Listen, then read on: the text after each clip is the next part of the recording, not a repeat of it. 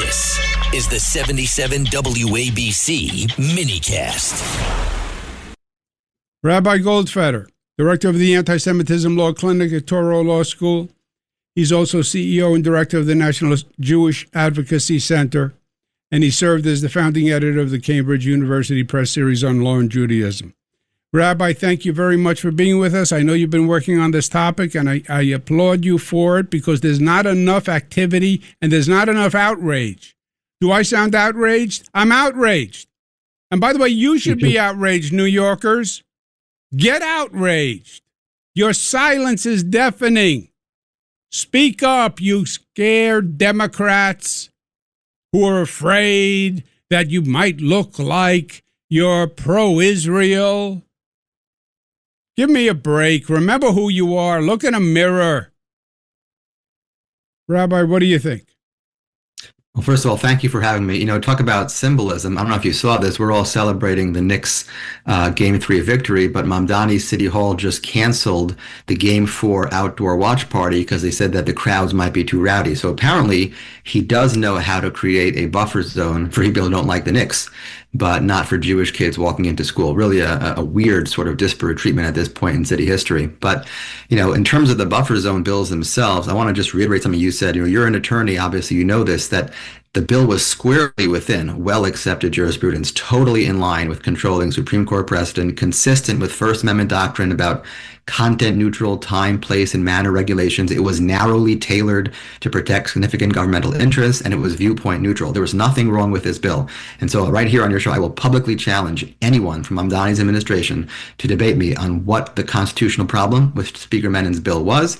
Silence, I guarantee you, will be the answer. But fine, he said the definition of educational institution was too broad and it could affect protests at places like universities and museums. All right, so Speaker Menin's bill went ahead and revised that directly, right? This one is narrowed to early childhood and K through 12 schools. So in theory, that should end the debate entirely. I think we can all agree that children should be able to enter school without, running a gauntlet, right? And now, look, 2 weeks ago, we were on this show, Park East School had to close early. So now City Hall has to say what it really believes. Do kids have a right to get to school without being harassed, or is every school entrance just another stage for their ridiculous political theater?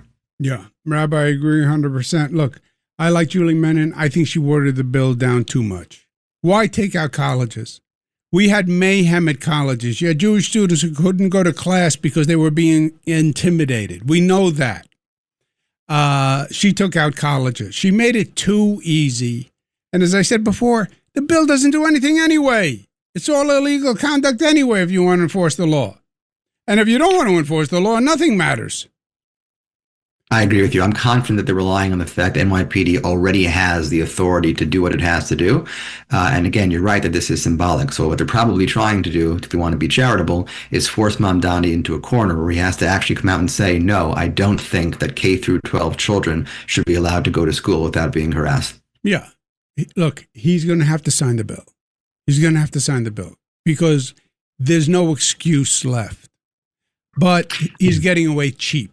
That's my point. He's going to sign the bill and say, see, I signed the bill. I'm against anti-Semitism. Bullshit. Pardon the expression. You signed the bill because you had no choice. Because if you didn't sign the bill, it would be obvious that you're not only anti-Semitic, but that you don't care about young Jewish students.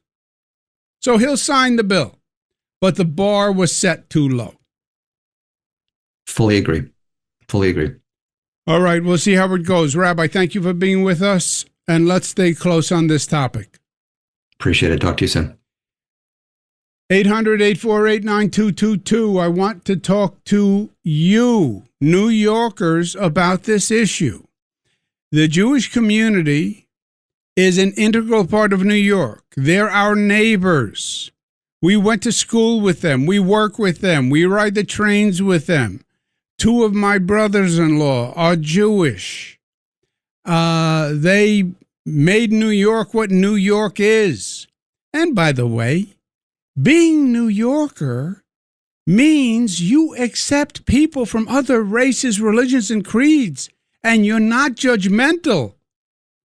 And Zoran knows this. Zoran gave that whole tearjerker during the campaign how his aunt was on the subway and people were giving her dirty looks after 9/11 because she looked Muslim, and they made her feel uncomfortable after 9/11, and he was almost brought to tears at the feeling that she had. Where's that sensitivity for the Jewish people?